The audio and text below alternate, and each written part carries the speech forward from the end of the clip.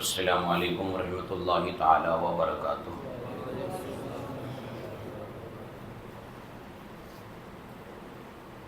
نحمدہ ونصلی ونسلم علی رسولہ الکریم،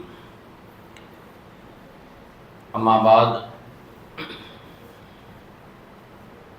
فاعوذ باللہ من الشیطان الرجیم، بسم اللہ الرحمن الرحیم۔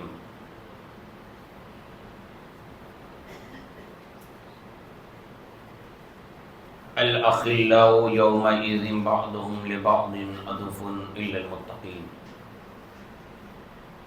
آمنت باللہ صدق اللہ المولانا العظیم وصدق رسولہ النبی الامین المکین الکریم، ونحن علی ذلک لمن الشاہدین والشاکرین، والحمد للہ رب العالمین۔ عقیدت و محبت کے ساتھ جی لگا کر جھوم جھوم کر اپنی اور ساری کائنات کے مرکز عقیدت دونوں عالم کے مالک و مختار جناب احمد مصطفیٰ محمد مجتبیٰ صلی اللہ تعالی علیہ وسلم کی بارگاہ اقدس میں حصول برکت، حصول نجات کے لیے درود شریف کا نذرانہ پیش کر لیں۔ اللہم صلی علی سیدنا و شفیعنا و مولانا محمد مبارک وسلم، صلاۃ و سلام علیک یا سیدی یا حبیبی یا رسول اللہ صلی اللہ تعالی علیہ وسلم۔ وہ زمانے میں معزز تھے مسلمان ہو کر، ہم خوار ہوئے تاریک قرآن ہو کر۔ اسلام کے فطرت میں قدرت نے لچک دی ہے، جتنا ہی دباؤ گے اتنا ہی ابھرے گا۔ عزیزان گرامی، اس وقت دنیا کے کس خطے پہ کیا ہو رہا ہے، ہر انسان کو تقریباً اس کا پتہ ہوتا ہے۔ آج دنیا اتنا ترقی کر گئی کہ دنیا کی پل پل کی خبر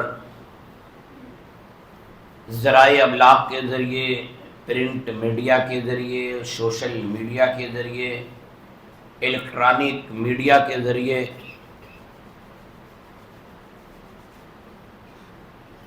ساری باتوں کا پتہ چل جاتا ہے۔ اللہ تبارک و تعالیٰ نے ہم مسلمانوں کو بڑی عزتوں سے نوازا ہے۔ ہم اپنی قسمت پر جتنا بھی ناز کریں سب کم ہے کہ اللہ تبارک و تعالیٰ نے ہمیں مذہب مہذب، مذہب اسلام کا ماننے والا بنایا۔ یہ ہماری بہت بڑی خوش نصیبی ہے کہ اللہ تبارک و تعالیٰ نے ہمیں صرف اور صرف اپنی عبادت کرنے والا بنایا۔ دنیا میں واحد قوم ہے مسلمان، عبادت کے نام پر وہ کسی کی عبادت نہیں کرتے، صرف اور صرف اپنے رب کی عبادت کرتے۔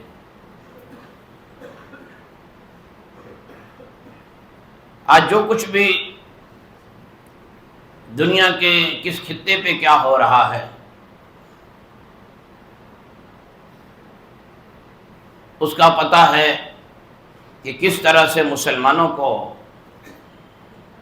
اور مسلمانوں پہ ظلم و جبر، ظلم و ستم کے پہاڑ توڑے جا رہے ہیں۔ اللہ تبارک و تعالی ہماری ہر قدم پر اور خصوصیت کے ساتھ ان مسلمانوں کی مدد و نصرت فرمائے جو مسلمان اپنے لیے نہیں، مسجد اقصیٰ کے لیے اپنی قربانی دے رہے ہیں۔ واقعی لوگوں کو سمجھ میں یہ بات آئے یا نہ آئے، یہود و نصارہ یہودی عیسائی یہ آپس میں اتنے کٹر دشمن ہیں، اتنے کٹر دشمن ہیں کہ یہ تاریخ پڑھ لی جائے کہ یہ دونوں ایک دوسرے کو دیکھنا برداشت نہیں کرتے، مگر جہاں بات آتی ہے مسلمانوں کی سب ایک ہو جاتے ہیں۔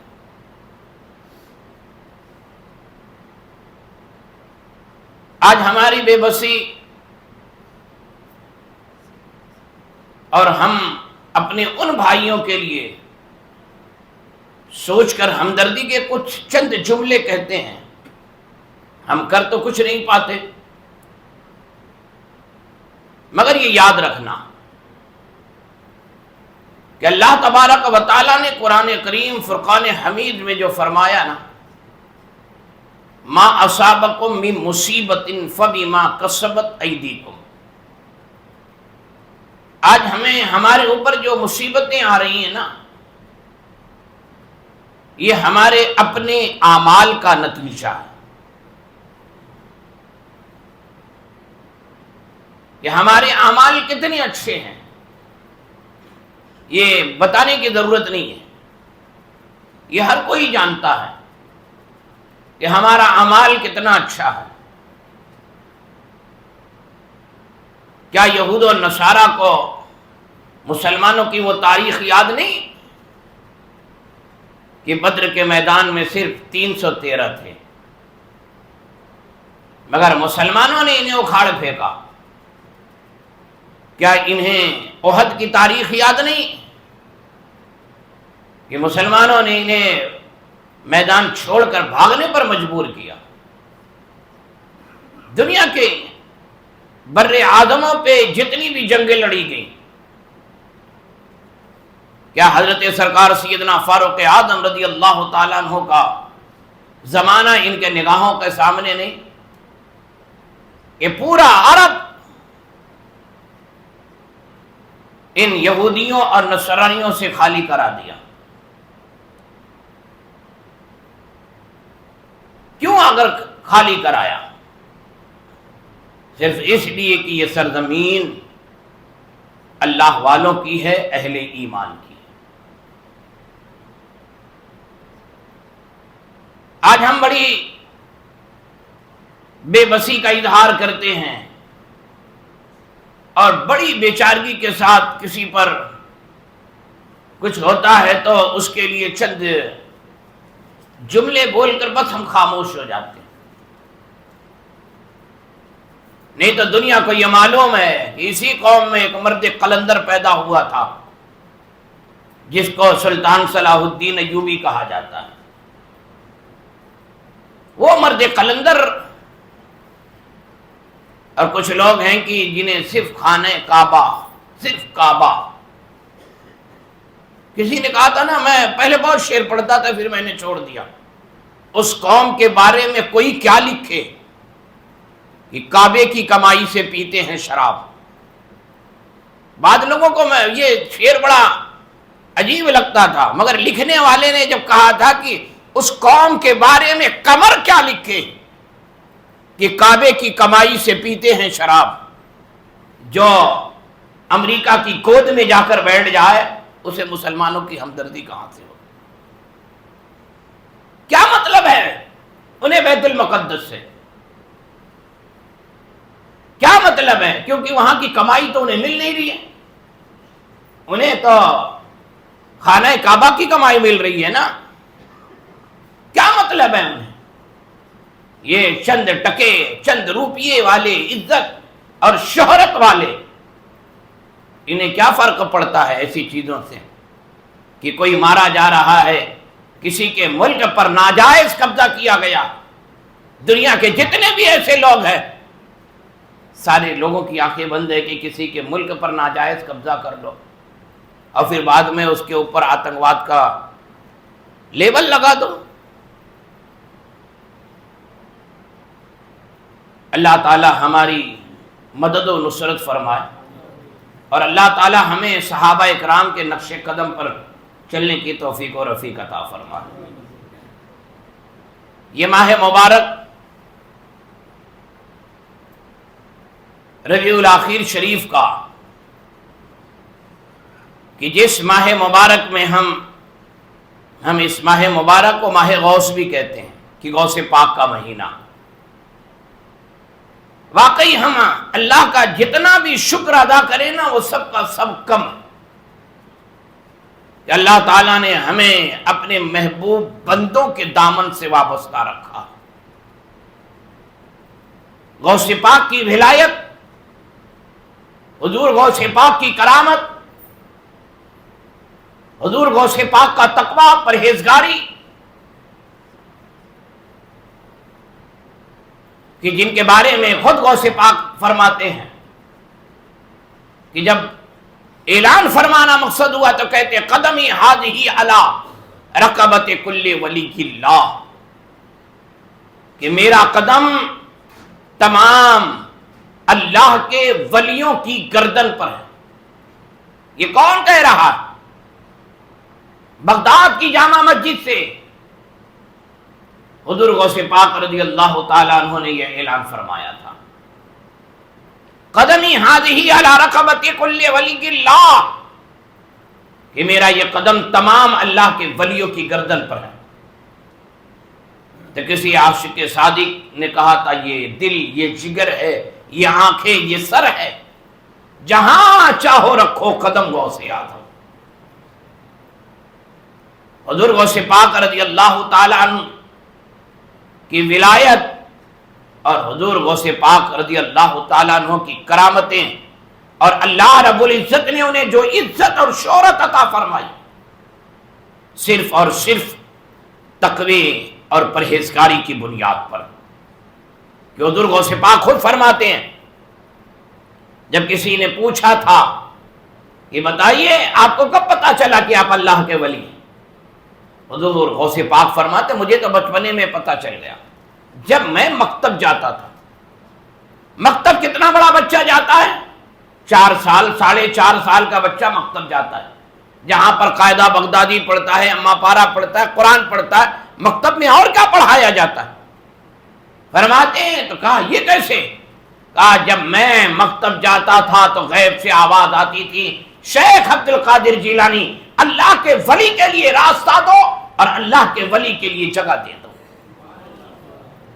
اللہ کے ولی کے لیے راستہ دو، اللہ کے ولی کے لیے جگہ دو۔ حضور غوث پاک رضی اللہ تعالیٰ عنہ فرماتے مجھے تو اپنی ولایت کا علم مجھے بچپن میں ہی تھا۔ خود فرماتے ہیں اپنی والدہ سے کہ جب میں آپ کے پیٹ میں تھا، ایک بار آپ کو انار کھانے کی بڑی تمنا تھی، جو گھر کے آنگن میں درخت تھا، آپ انار پر ہاتھ لگاتی مگر درد کی وجہ سے آپ پھر بیٹھ جاتی۔ کہا ہاں بیٹا یہ بات تجھے کیسے پتا؟ میں نے تو کسی سے نہیں کی۔ کہا والدہ ماجدہ اس انار کے درخت پر جہاں وہ پھل لگا تھا وہاں ایک زہریلا سانپ تھا اور درد ہوتا آپ بیٹھ جاتی تھی۔ اللہ یہ نہیں چاہتا تھا کہ غوث پاک کی والدہ انار کی طرف اپنا ہاتھ بڑھائے اور زہریلا سانپ ڈس لے۔ یہ کون کہہ رہا ہے؟ شیخ عبد القادر جیلانی رضی اللہ تعالیٰ عنہ۔ اور پھر آگے خود فرماتے ہیں کہ جب آپ کی والدہ ماجدہ نے آپ کی بسم اللہ خوانی کرائی تو استاد نے پڑھایا، پڑھو بیٹا اعوذ باللہ من الشیطان الرجیم بسم اللہ الرحمن الرحیم۔ حضور غوث پاک نے اعوذ باللہ اور بسم اللہ کے ساتھ آدھا قرآن پڑھ ڈالا، آدھا قرآن پڑھ ڈالا حضور غوث پاک رضی اللہ تعالیٰ عنہ نے۔ استاد نے پوچھا یہ کہاں سے؟ آج تو آپ کی بسم اللہ خوانی ہے، آج تو آپ کا شروع ہو رہا ہے، اس کے بعد آپ پڑھیں گے، آپ نے کہاں سے یہ سیکھا؟ فرماتے ہیں میں اپنے ماں کے پیٹ میں تھا، میری ماں جو قرآن کی تلاوت کرتی تھی میں سنتا تھا اور اسے یاد کر لیا کرتا تھا، میں سن کے اسے یاد کر لیا کرتا تھا۔ کچھ لوگوں کو بڑی تکلیف ہوتی ہے جب اللہ والوں کا ذکر ہوتا ہے، تو یہ تکلیف اپنی ظاہر بلا وجہ کا ہم سے کرتے ہیں، بلا وجہ کا۔ اگر اتنی تکلیف ہے تو قرآن سے ان آیتوں کو نکال دیا جائے، ہٹا دیا جائے جن آیتوں میں اللہ رب العزت نے اپنے محبوب مقرب بندوں کا، اپنے دوستوں کا، ولیوں کا ذکر اللہ نے قرآن میں فرمایا، ان آیتوں کو قرآن سے نکال دیا جائے۔ یہ آیت کریمہ بڑی مشہور آیت کریمہ، یا ایھا الذین آمنوا اتقوا اللہ، ایمان والو تقوی اختیار کرو، وکونوا مع الصادقین، اور سچوں کے ساتھ ہو جاؤ۔ اب بتاؤ سچا کس کو کہتے ہیں؟ سچا کس کو کہا جاتا ہے؟ آپ کہو گے یہ فلاں صاحب سچے ہیں، یہ فلاں صاحب سچے ہیں، یہ فلاں صاحب سچے ہیں۔ ارے سچا اسے کہا جاتا ہے جو اللہ کا محبوب بندہ ہوتا ہے، جو صرف سچ بولتا ہے، جھوٹ نہیں بولتا۔ اور حضور غوث پاک رضی اللہ تعالیٰ عنہ کا سچ پوری دنیا والوں کے سامنے ظاہر ہے، ظاہر۔ جب آپ کی والدہ نے جیلان سے، یہ جیلان نا ایک شہر کا نام، یہ حضور غوث پاک کا آبائی وطن جہاں آپ پیدا ہوئے، اسے گیلان بھی کہا جاتا ہے۔ ہم اردو میں اسے جیلان جیلان کہتے ہیں، اصل میں وہ گیلان جہاں آپ کی جائے ولادت ہے، جائے پیدائش ہے، اسے جیلان کہا جاتا ہے۔ آپ کی والدہ ماجدہ نے آپ کو علم دین حاصل کرنے کے لیے، علم دین حاصل کرنے کے لیے کہ جاؤ بغداد میں، جہاں بغداد یہ علماء کا شہر تھا، اولیاء کا شہر تھا، بڑے بڑے اولیاء کرام بغداد کی سرزمین پر آرام فرما رہے ہیں، بڑے بڑے اولیاء کرام۔ کہا جاؤ بغداد میں پڑھو، علم دین حاصل کرو، مگر سنو، ایک نصیحت کی تھی، ہم بھی اپنے بچوں کو نصیحت کرتے ہیں۔ ایک نصیحت فرمائی تھی، بیٹا کبھی جھوٹ نہیں بولنا۔ لفظ جھوٹ ایک ورڈ ہے، لفظ ہے، یہ جھوٹ جو ہے نا انسان کو تباہ و برباد کر دیتا۔ یہ ایسا وائرس ہے جھوٹ بولنے والا، اگر انسان کو اس کی عادت پڑ جائے، یہ وائرس اگر انسان کے اندر آ جائے تو انسان کو تباہ و برباد کر دیتا ہے، انسان کے عمل کو خراب کر دیتا ہے، انسان کی زبان کو بھی خراب کر دیتا ہے، انسان کے دل و دماغ کو خراب کر دیتا ہے۔ یہ جھوٹ ایسی چیز ہے کہ انسان کو لالچی بنا دیتا ہے۔ جھوٹ جو ہے نا انسان کو لالچی بنا دیتا ہے، جھوٹ ہی سے انسان بے عمل ہو جاتا ہے۔ جھوٹ بولنے سے انسان کی معاشرے میں کوئی عزت نہیں ہوتی، جھوٹ بولنے سے انسان اللہ اور اس کے رسول سے دور ہو جاتا ہے، جھوٹ بولنے سے انسان حرام کی طرف رغبت کرتا ہے، حرام کی طرف، حلال چیزیں اسے میسر نہیں ہوتی۔ جھوٹ بولنا ہی اگر نصیب میں ہو اور اپنا نصیبہ بنا لیا ہو، جھوٹ بول کے کمانا، جھوٹ بولنا، جھوٹی عادت ڈال لینا، تو پھر کیا کہنا ہے کہ قدم قدم پر جھوٹ بولے گا۔ مگر حضور غوث پاک کی والدہ نے کہا تھا بیٹا کبھی جھوٹ نہیں بولنا۔ پھر آپ نے سفر شروع فرمایا، اور یہ واقعہ نا صرف ایسا نہیں کہ ہماری اردو کتابوں میں یا غوث پاک کی جو کرامت والی کتابیں ہیں، سوانے کی کتابیں، اس میں نقل ہے۔ ہم نے یہ واقعہ نا بچپن میں بھی پڑھا تھا ہندی کی کتاب میں، یہ واقعہ ہندی کی کتاب تھی، اس میں بھی ہم نے یہ واقعہ پڑھا تھا کہ جب حضور غوث پاک رضی اللہ تعالیٰ عنہ نے سفر شروع فرمایا، ڈاکوؤں نے حملہ کیا، اور یہ ڈاکو کوئی کافر و مشرک یہود و نصارہ نہیں تھے، سب مسلمان تھے، سارے ڈاکو تھے جو لوگوں کا سامان لوٹ لیتے تھے۔ آج بھی ڈاکو ہیں، ایسا نہیں کہ نہیں، سب کا ایک ساتھ تو نہیں لوٹ پاتے، اکیلے اکیلے لوٹتے، مگر لوٹتے ہیں، ہے نا، لوٹا جاتا ہے، ایسا نہیں کہ نہیں لوٹا جاتا۔ تو سب کا سامان لوٹا۔ ایک ڈاکو غوث پاک کے قریب آیا، کہتے ہیں میری عمر 17-18 سال رہی ہو، کہتے ہیں قریب آیا، پوچھا کچھ ہے، کہا ہاں 40 اشرفی، چلا گیا، پھر دوسرا، پھر تیسرا، کچھ ہے 40 اشرفی۔ وہ سمجھا یہ مذاق کر رہا یہ بچہ۔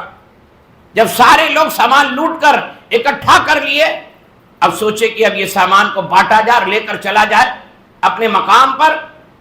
ڈاکو نے کہا کہ ایک لڑکا تھا جو بار بار یہ کہتا تھا 40 اشرفی، دوسرے نے بھی کہا، تیسرے نے بھی کہا، سردار نے کہا پکڑ کے لاؤ اس کو۔ پکڑ کے لایا گیا غوث پاک کو۔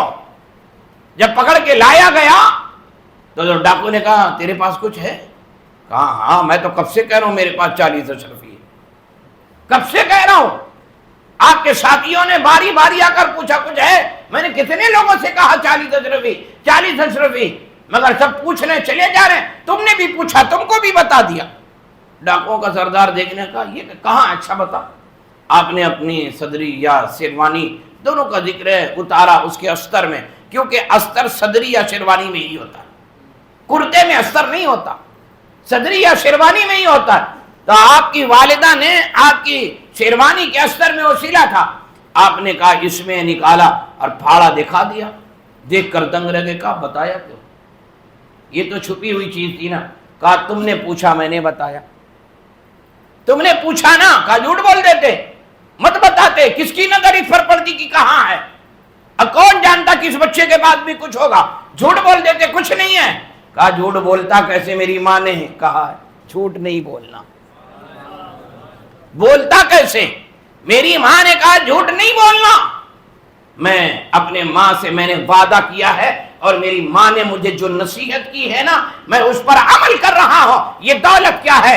آج آئی کل چلی جائے گی، پھر آئی پھر چلی جائے گی۔ یہ دولت کیا ہے؟ دولت سے عزت نہیں ملتی ہے، انسان کی زبان سے عزت ملتی ہے۔ انسان کی زبان جتنی اچھی ہو نا، پھر انسان کو عزت، چاہے وہ غریب ہو پھر یا امیر ہو، کھانے کو ہو یا نہ ہو، انسان کا اخلاق اچھا ہو، انسان کی زبان اچھی ہو، پھر اسے معاشرے میں عزت ملا کرتی۔ اگر عزت پانا ہے تو سچ بولو، اپنا اخلاق اچھا رکھو۔ اور سب نکال کر دکھا دیا۔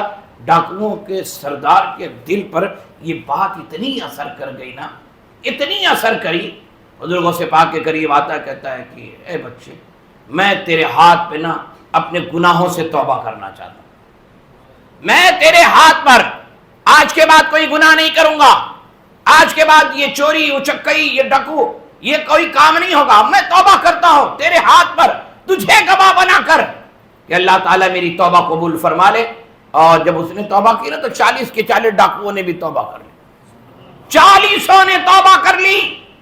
حضور غوث پاک فرماتے ہیں سب سے پہلا گروہ جو میرے ہاتھ پر توبہ کیا وہ ان ڈاکوؤں کا گروہ تھا، اور اللہ پاک نے جب توبہ کی ہے غوث پاک کے ہاتھ پر تو 40 کے 40 ڈاکوؤں کو اللہ نے ولایت کا منصب عطا فرما دیا۔